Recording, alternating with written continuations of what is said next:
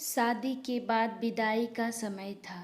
नेहा अपनी माँ से मिलने के बाद अपने पिता से लिपट कर रो रही थी और वहाँ मौजूद सभी लोगों की भी आंखों में आंसू थे।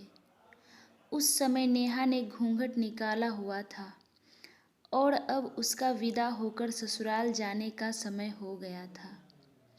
तो जैसे ही नेहा रोती हुई कार में बैठने लगी, तभी उसकी छोटी बहन रोती हुई उससे दोबारा लिपटकर रोने लगी।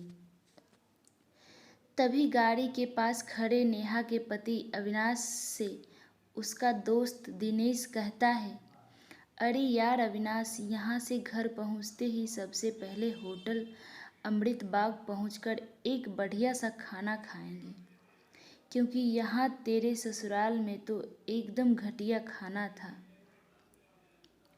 ऐसा खाना तो हमारे यहाँ कुत्तों को भी नहीं खिलाते।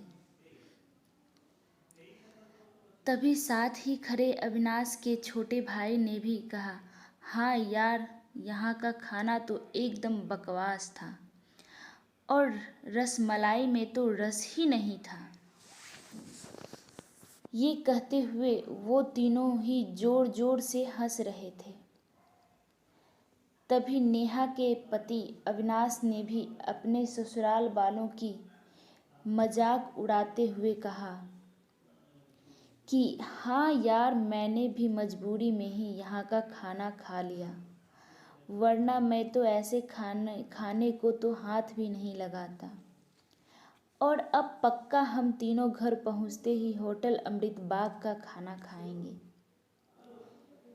अपने पति के मुंह से ऐसी बातें सुनकर नेहा कार में बैठती बैठती रुक गई और उसने गुस्से में सबके सामने अपना घूंघट हटाते हुए कार के दरवाजे को जोर से बंद किया और आंखों में आंसू लिए नेहा अपने पिताजी के पास चली गई और उनका हाथ पकड़कर उनसे ये कहा कि पिताजी, मैं ससुराल नहीं जाऊंगी, मुझे ये रिश्ता बिल्कुल मंजूर नहीं है। ये बात नेहा ने इतनी ज़ोर से कहा कि सब लोग उसकी बात सुनकर हक्के बक्के रह गए। सब लोग नेहा के नज़दीक आ गए और नेहा के ससुराल वालों पर तो जैसे पहाड़ ही टूट पड़ा हो। वजह क्या थी ये किसी को भी समझ नहीं आ रहा था। तभी नेहा के ससुर राधे श्याम जी ने आगे बढ़कर नेहा ने पूछा कि नेहा बेटी, बात क्या है? तुम अचानक ही शादी होने के बाद अपनी विदाई होने के समय यूं शादी को नामंजूर कर रही हो। तभी नेहा कुछ देर चुप रहने के बाद अपनी आंखों में आंसू लिए अपने ससुर से बोली कि बाबूजी, आपको पता है मेरे माता पिता ने अपने सभी सपनों को मारकर हम सभी बहनों को इतना पढ़ाया लिखाया और काबिल बनाया, और आप जानते हैं कि एक बाप के लिए उसकी बेटी क्या मायने रखती है। वैसे आप और आपका बेटा कभी नहीं जान सकते, क्योंकि बाबूजी आपके घर में तो कोई बेटी है ही नहीं। और आप जानते हैं, मेरी शादी में आने वाले बारातियों के लिए खाने पीने की एक भी कमी ना रह जाए, इसलिए मेरे पिताजी पिछले 3 महीने से रात को 2 से 3 बजे तक जागकर मेरी माँ के साथ ये योजना बनाते थे कि रसोइया कौन होगा और खाने में बारातियों के लिए किस किस तरह का खाना बनवाना है और बारातियों को कहाँ बिठाना है, ताकि कहीं किसी को बुरा न लग जाए। और शायद आप नहीं जानते कि मेरी माँ ने पिछले 1 साल से एक भी नई साड़ी नहीं खरीदी, क्योंकि मेरी शादी में पैसों की कोई कमी ना हो जाए। और आज भी मेरी शादी में भी मेरी माँ मेरी बड़ी बहन की साड़ी पहनकर खड़ी है और ये तो कुछ भी नहीं, मेरे पिताजी भी 150 रुपये की इस शर्ट के नीचे कई छेद वाली बनियान पहनकर खड़े हैं। और ये सब सिर्फ इसलिए ताकि मेरी शादी में कोई कमी ना रह जाए। लेकिन इतनी मेहनत करने के बावजूद भी आज इस शादी में आपके बेटे को रोटियां ठंडी लगी, उसके दोस्त को पनीर बकवास लगा और मेरे देवर जी को रसमलाई में तो रस ही नहीं मिला। और तो और मेरे पति अविनाश जी तो कह रहे थे कि वो तो ऐसे खाने को हाथ भी नहीं लगाते, बस उन्होंने तो मजबूरी में ही ये खाना खा लिया। अगर सब कुछ इन्होंने मजबूरी में ही खाया है तो इसकी क्या गारंटी है कि मुझसे शादी भी ये अपनी खुशी से ही कर रहे हों। कल को अविनाश जी ये भी कह सकते हैं कि मुझसे भी इन्होंने मजबूरी में ही शादी की है।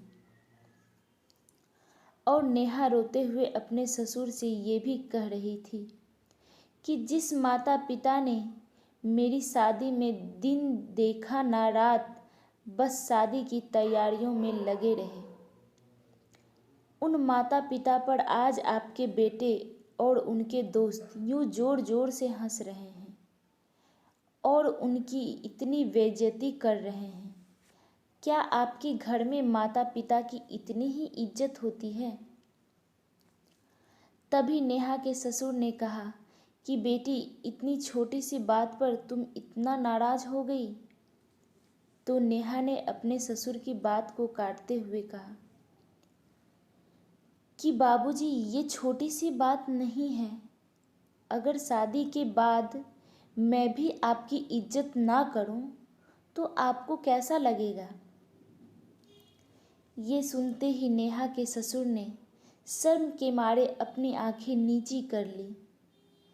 तभी नेहा ने कहा, लेकिन बाबूजी, आप चिंता ना करिए, हमारे अंदर हमारे अच्छे माता पिता के संस्कार हैं। किसी की बेइज्जती करना ये सब हमारे माता पिता ने हमें कभी सिखाया ही नहीं है। ये सुनते ही नेहा के पिताजी दयाशंकर जी ने आंखों में आंसू लिए अपनी बेटी को गले से लगा लिया और उससे कहा कि बेटी, मुझे गर्व है कि तू मेरी बेटी है और अब तू शांत हो जा बेटी। तुझे मेरी कसम, तू इन्हें माफ़ कर दे और खुशी खुशी अपने ससुराल चली जा। तभी नेहा का पति अविनाश भी नेहा के पिताजी और नेहा से हाथ जोड़कर माफ़ी मांगता है और ये कहता है कि बाबूजी, मुझे माफ़ कर दो, सारी गलती मेरी ही है। लेकिन आज आपकी बेटी ने मुझे एक पिता की इज्जत करना सिखा दिया और आज के बाद मैं हर किसी के माता पिता का हमेशा इज्जत करूँगा। उसी वक्त नेहा के ससुर राधे श्याम जी भी आगे आकर अपनी बहू नेहा के सर पर हाथ रखकर कहते हैं कि मैं तो बहू लेने आया था, लेकिन ईश्वर बहुत कृपालु हैं। उसने मुझे बहू के रूप में एक बेटी दे दी और वो भी इतने अच्छे संस्कार वाली, जो कि माता पिता का भी इतना सम्मान करती हैं।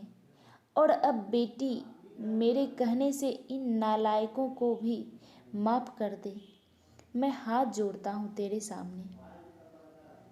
तभी नेहा अपने ससुर जी के दोनों हाथों को पकड़ लेती है और कहती है कि नहीं बाबूजी, आप मेरे पिता के समान हैं, कृपया आप मेरे सामने हाथ मत जोड़िए। तभी नेहा के पिताजी दयाशंकर जी भी कहते हैं कि समधी जी, आप मेरी बेटी के सामने हाथ जोड़कर कृपया हमें शर्मिंदा मत कीजिए।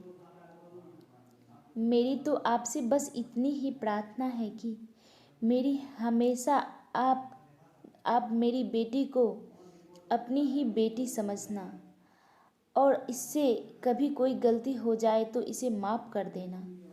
तो राधे श्याम जी ने अपने समधी दयाशंकर जी का हौसला बढ़ाते हुए कहा कि आप बिल्कुल चिंता मत करिए, बल्कि अब तो नेहा बेटी ही हमारे पूरे घर को संभालेगी और अब ये ही हमारे घर की लक्ष्मी है। ये सुनकर नेहा के पिताजी बहुत खुश हो जाते हैं और अपनी बेटी को खुशी खुशी विदा कर देते हैं।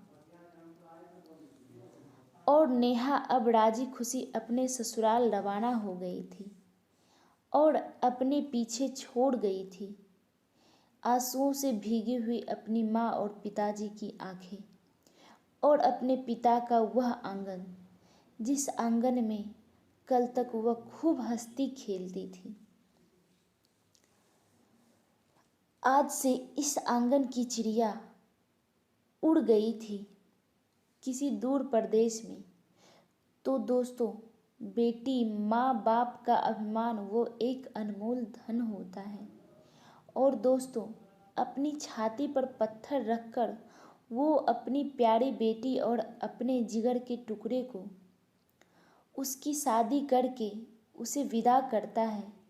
इसलिए दोस्तों, एक बाप अपनी बेटी की शादी करके वैसे ही उससे दूर हो जाता है और हमें उसका अपमान करके उन्हें और दुखी कभी नहीं करना चाहिए।